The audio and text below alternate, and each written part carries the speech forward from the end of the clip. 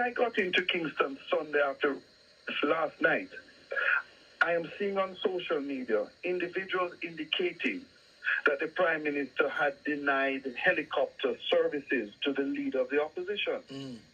I said to myself, what a cruel attack on the Prime Minister.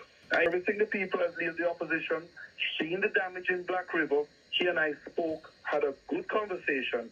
I saw no sign of him suffering for lack of a helicopter ride to Black River. He had no complaints. Everybody was doing their best. What I'm trying to say is that the people have to understand the election is over. The time for ill will to create negative and divide. There is my understanding is that where it has been possible, Mark Golding, the leader of the opposition, has had access to helicopter rides.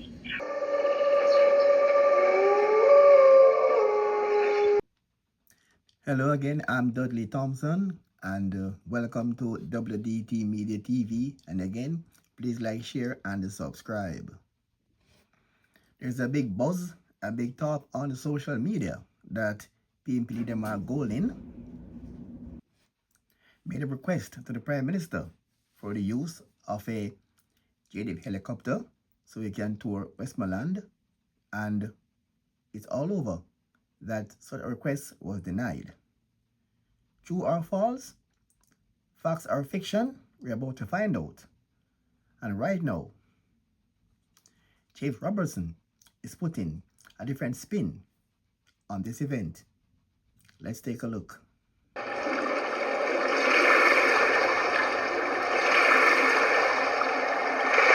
Thursday, I got some calls from individuals in the hills, the Blue Mountain Hills, indicating, and they were sending pictures, satellite systems, Starlink, showing me where an individual, a man, was stuck trying to cross the Mohawkville River.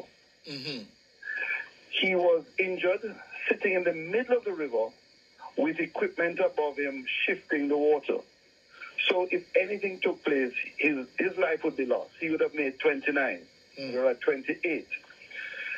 I tried to find a private helicopter service. None were available. I called the Prime Minister and I spoke. He answered the phone on the first ring. He was available Thursday. And I told him what was happening. I actually shared a lot of that information with your station and others from Thursday. The Prime Minister was able to make changes and send a JDF helicopter. The man was picked up within 35 minutes of the first call and transported to safety. His wife, who was stuck on the other side of the river, I understand she was also picked up. So the helicopter made 2 trips Thursday up into the hills of St. Thomas and definitely saved his life. Yes. He's from Penline. Yes. I sent a WhatsApp message to the Prime Minister indicating that had taken place and all was well. I didn't even say thank you to him. I moved on. I went to Penline on Sunday, which is the first occasion that I could reach Penline. I went there with the mayor, who is also the councillor. After spending the whole day getting to Penline and up into the hills, because those individuals have been marooned for almost 7 days.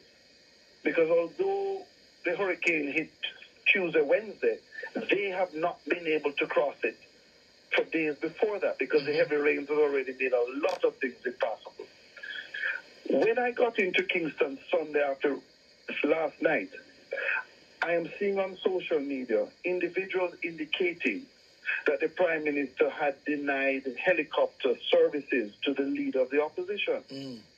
I said to myself, what a cruel attack on the Prime Minister. I usually don't feel sorry. And I said, are you aware of this? He says, James, it's just life. I am not focused on that.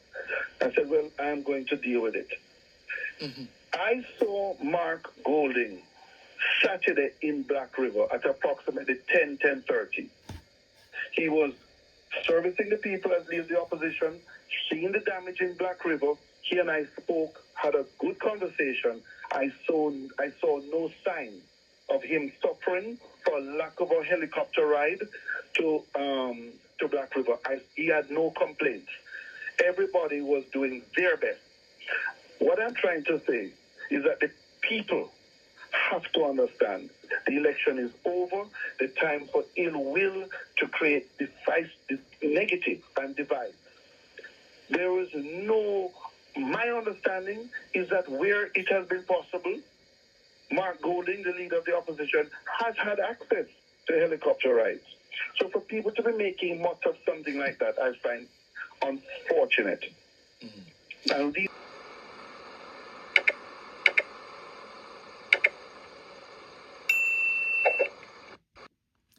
He's also calling on Mark Golding to do something or say something to put an end to this rumor.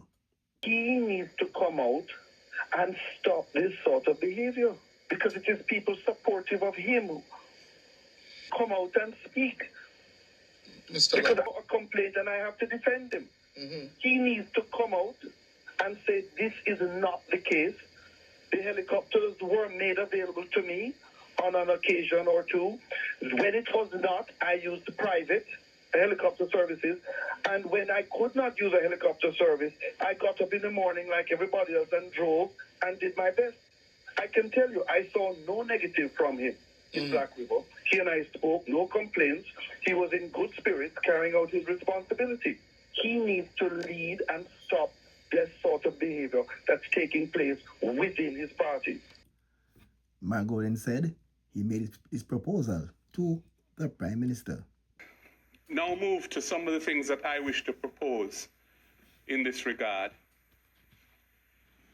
I have proposed to the Prime Minister from last week, Wednesday, that he should establish a broad-based task force to be given the responsibility of governance oversight over the relief effort, the relief coming in, how it is dealt with, how it is distributed, not to manage that process on a day-to-day basis, but to provide oversight to those who are managing it. So there's some accountability for how it's done, and that accountability is being held by a broad-based group that can enjoy the support and confidence of the whole society, especially those who are suffering terribly now and no doubt fear that they may not be treated fairly or they may be ignored or overlooked in the response of the state to the crisis.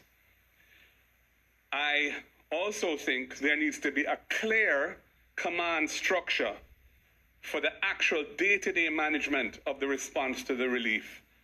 And that should be led, in my opinion, by professionals in disaster management, not by politicians who do not know the ins and outs of responding to a disaster of this magnitude.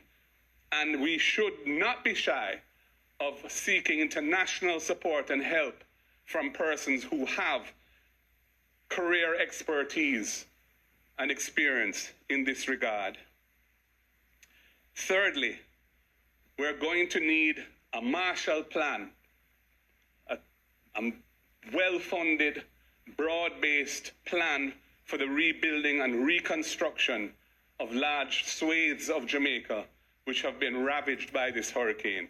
That plan cannot be developed today, but it is vital that we prepare such a plan and that it have the inputs of persons who have the necessary skills and experience and knowledge to design a comprehensive, workable plan that can be executed efficiently and that can have the confidence of our international partners we are going to rely on heavily to provide the financial support for this. And in terms of more specific recommendations now, I have asked the Prime Minister to make an additional allocation of resources to members of Parliament so that they can mobilize communities and contractors to help with the cleaning up of communities that are currently in a state of devastation, clearing roads where necessary, cutting trees and the like.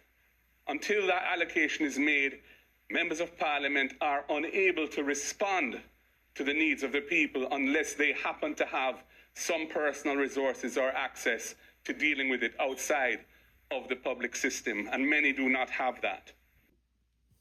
That was the PNP leader Mark Golding, and he was speaking recently at the PNP's Hurricane Minister press conference. But question though, can anybody confirm that at that press conference, was there any mention of Mark Golding was denied the use of a helicopter to go on tour of Westmoreland? Was it mentioned? And if no, can somebody ask as to say why? Was that helicopter denial, is it facts or fiction, or is it true or untrue? As a country, are we becoming a country of political lies, or we begin to not normalize lies in this country in the name of politics? What say you? Think about it. I'm Dudley Thompson, and again, please like, share, and subscribe. And as usual, thanks for watching.